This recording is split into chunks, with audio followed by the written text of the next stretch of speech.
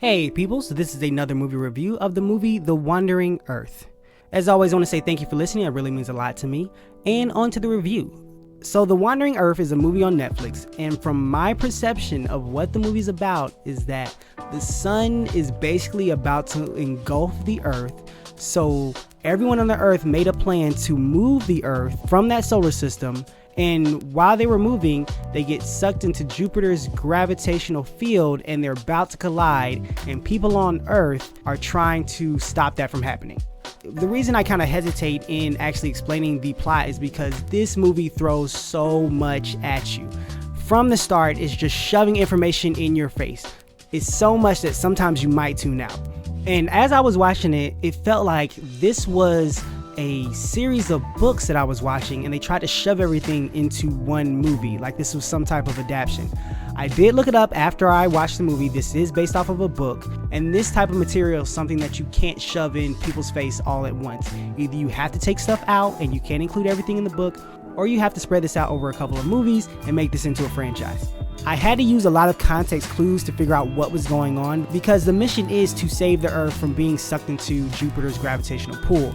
But there seems to be small mini missions or side things that are happening in the movie that you don't really understand why they're happening. Why are they going here? Why are they doing this? Why is this person in this ship fighting with a robot? That sounds random, but that's what happens. You have your main characters, you're on a journey with them, but you don't really understand everything they're doing. The movie even introduces a new group of characters who just pop up out of nowhere, but then the movie splits off and then it takes you on a journey with the new characters as well, which doesn't make sense because you don't know them, you didn't start the movie out with them, but for some reason the movie wants you to show them their story. Everything they do also doesn't make sense. Characters' decisions just don't make sense all the time. But on the positive side, this is probably the most creative movie I have ever seen, ever, as in visuals. This is a science fiction movie to the fullest, and it feels like other science fiction movies have been tamed in comparison to this one because the visuals in this movie are incredible. I don't know the budget on this movie, but the scale is amazing. Some of it's practical, some of it's CGI, and no, all the CGI doesn't look amazing, but it doesn't matter because it's more about the visuals that they create with that CGI. To see the Earth propelling through space with rockets is incredible. To see it being sucked by Jupiter's gravity, it's incredible. Like, people were blown away by Interstellar and some of the visuals in there. This blows that out of the way because this includes a lot of creativity in it. That was the best part of this movie, and that was the most fun to see.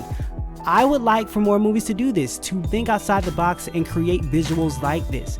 It was amazing.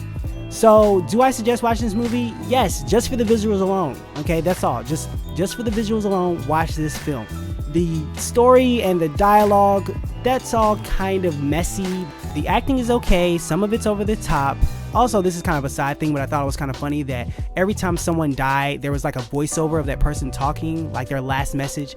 But sometimes you see them and you see that they're visually dead. So you're wondering, when did they say this? Because it'll be like they die and then they'll say something like, my son, keep going. I believe in you. I trust in you. And I'm just like, when did you say this? Are you thinking this? So are we hearing everybody's thoughts? It would probably be more effective if it was one character, but it happens at least 3 to 4 times throughout the movie and it becomes comical. I'm like, oh, everyone has a last speech in the movie.